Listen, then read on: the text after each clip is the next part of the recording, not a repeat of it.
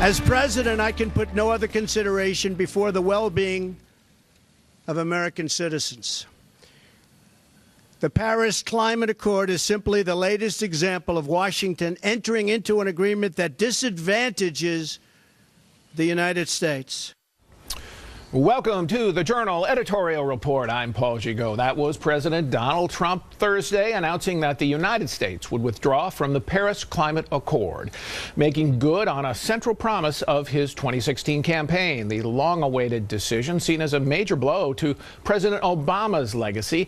But is it the blow to the environment that critics claim? Let's ask Wall Street Journal columnist and deputy editor Dan Henninger, Washington columnist Kim Strassel, and columnist Mary Anastasia O'Grady. So, Mary, we'll get to the politics, which are considerable here. But first, just as a decision, was it the right one? I think it was, and I think there were three major problems with this agreement. The first is, in a cost-benefit analysis, the numbers just don't add up. I mean, President Obama committed to certain regulations that would cost the economy a lot, and I think President Trump is right, it would cost jobs.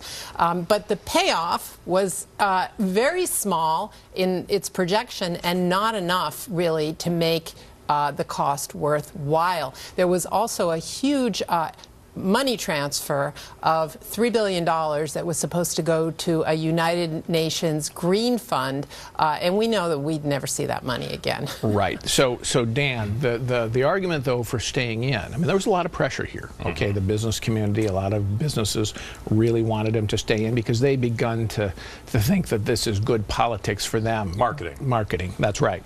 But the argument that Scott Pruitt of the EPA made was that if you stay in, even though maybe these were voluntary guidelines, estimates that you had to meet, you could be sued here in the United States by green groups that said, well, they may be voluntary, but we committed to them, you have to stick with them.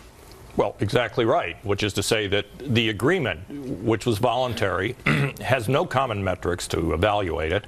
It was basically a forcing mechanism. In other words, just as Pruitt said, once it was in place, because there's simply an agreement, as simply a voluntary agreement, people go, what's the harm? The harm is that it was going to enable them to then force those policies into place via the courts. In other words, via a system that they couldn't do politically. I mean, if the Paris Agreement were that important, they would have had real policies in there with real enforcement mechanisms. But that was politically impossible. So now they have to come in through this back door. Kim, this was a combination of free market conservatives who were opposed to this, populist, nationalist conservatives also opposed to it. Well, much of the business community was for it. How real was this debate in the White House? It looked like at some point that it was something of a cliffhanger. Trump really didn't know which direction he was going to go. You know, reports are, Paul, that he was still uncertain about this pretty much right up until the announcement, because this seems to be his style. He listens to opposing forces. And you did have two very different sides in this. You had guys like Scott Pruitt making very forcefully the argument about the economy and about how this agreement doesn't really help the environment. Guys like Steve Bannon alongside him saying this was a campaign promise, you need to keep with it. But then you had folks reportedly like Jared Kushner and Ivanka Trump, relatives of the president, and also Rex Tillerson, saying that for diplomatic reasons, you really needed to stay in, that the blowback from the international community would just be too great. Well, what about the blowback? Because it's substantial. I mean, I think Donald Trump said, look, we're going to renegotiate this, make it better terms. But quickly, Angela Merkel and the Europeans, French and Italians said, no way, this is not going to happen. I suspect it's not going to happen. Look, I think that for many people, and, you know, I heard Vice President Pence say this, this has become an ideology, global warming, and that is very much the case in international nations and some of our allies. There was going to be blowback whether or not we pulled out of this agreement or whether we didn't actually live up to our commitments, which, by the way, under President Trump's agenda was never going to be possible. This is certainly a cleaner way to do it, and I think the Trump administration's way forward is to say that they're going to continue to lead in other areas where there are, in fact, great agreement between us and our allies. Mary, was it a mistake for the president not to say, as some people advise, look, just submit this to the Senate, submit it as a treaty. President Obama submitted it, just said it was an executive agreement, even though he was making enormous national commitments. So we're going to avoid Congress. If he had submitted it to the Senate as a treaty, then he might have some Democrats who voted against it, and it would look, I think, politically weaker. Now I think some of the opponents are just going to try to wait him out.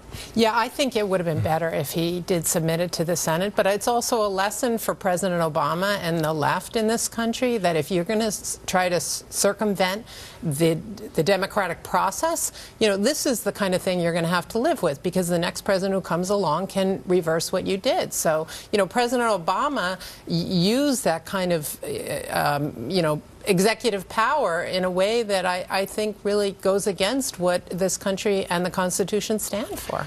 And obviously he has thrown down the gauntlet to his opposition, big time, the whole world. But what he did here was basically a political and economic reality check.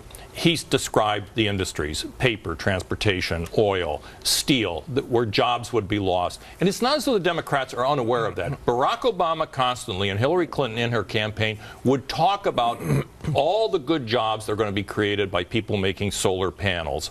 Now, what that meant is they knew that what they were proposing was going to cost jobs in these other industries. And Trump saying, I'm protecting those jobs in the here and now, rather than waiting for the promise of solar panel jobs. And the legal culture in America would have meant that the United States abided by whatever commitments we made. But China, India, and frankly Europe, they have commitments that they don't live up to, but we would have, and that's a big difference. With his first trip abroad behind him, President Trump returned this week to the Washington maelstrom. From the ongoing Russia probe to renewed rumors of a West Wing shakeup, how can the president keep his agenda on track? We'll ask Karl Rove next.